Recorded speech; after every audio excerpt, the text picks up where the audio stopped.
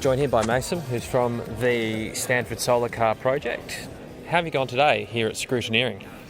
Scrutineering's been great. It's a very taxing process, as I've come to learn.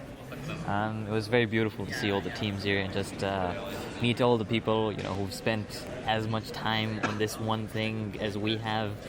So it's very good to just put into perspective for ourselves, the journey that everyone has taken. It was really nice to just interact with people and just look at all the little things that we should be mindful of, and we should have been mindful of when making the car. So it's been a big oscillating journey throughout the day.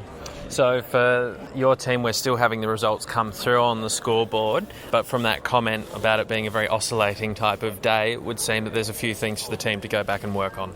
We had some trouble with the signaging on the car, which we definitely need to go and fix.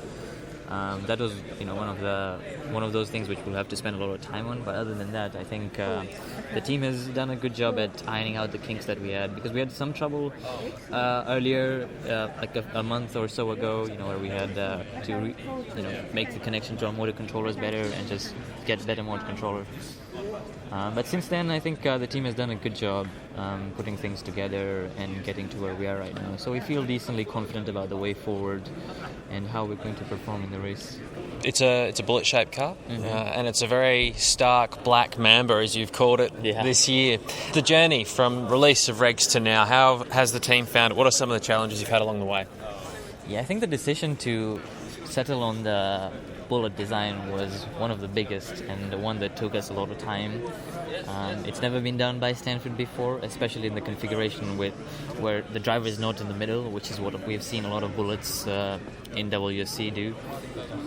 So it's taken us a lot of time, and we've gone back and forth with a lot of our alumni and people whose opinions we trust very much to come on this side. But it's definitely been one filled with a lot of uncertainty.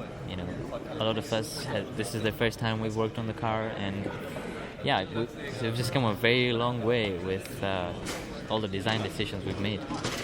It's a really interesting thing about your design is the Catamaran Design, which people would know as a sort of very broad, flat one with two sections coming down to the ground for the wheels to be encased, compared to the sort of iconic bullet design. You've combined both of them together by offsetting your cockpit. You clearly think that will provide some sort of advantage. Yeah, when we were running the CFD on our car and just looking at the performance from an aerodynamic perspective, this car has definitely been the best in terms of all the drag numbers that we've gotten, which is why we decided to stick with this specific configuration with the driver in it in this one place. So yeah, this just seemed to be the middle ground between what we knew and what we could build upon, and this completely new beast that we took up for this cycle.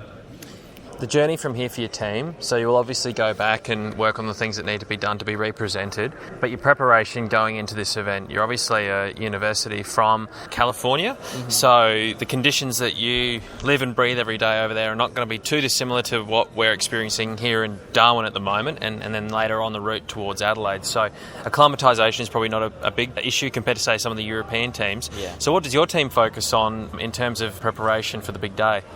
I think definitely getting the drivers comfortable with driving the car, because just generally with all the solar cars, because of how low they are, it's a very, very, very unique experience to drive this, as you'd imagine.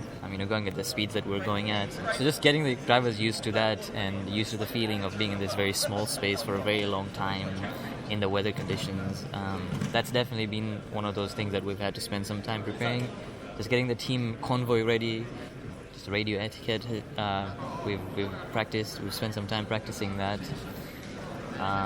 It's just these little things, because we usually do the bulk of our design and engineering the summer before the race, because we're full-time students, and so we make some time during the academic year, but the bulk of our work happens towards the end. So a lot of the engineering decisions and a lot of the engineering kinks were ironed towards the end of that.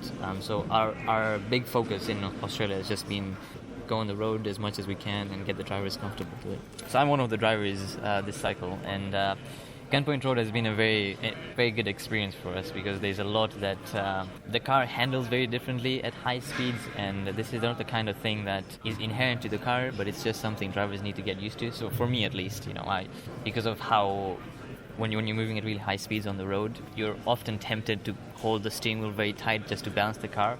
But then you just realize, as you loosen your grip and you just get used to the oscillation of the car and get better at course correcting it. And it's the kind of thing that you don't learn until you experience. So definitely this experience has been very good for me and the rest of the drivers, I imagine. Just communicating with Chase over the radio, over the noise, has been an interesting task, which we've since gotten a lot better at. So for those of us that never have the privilege of driving a Challenger class solar car, compare it to actually driving a car on the road at high speed. What is it like from a sensation for you as a driver? Driving the solar car definitely is not the easiest job in the world. It's a very cool job. It definitely comes with its trade-offs. It's not as comfortable as a regular car, but then you're one of only a few people who's ever had the opportunity to do this, and we all feel very lucky to be able to do this.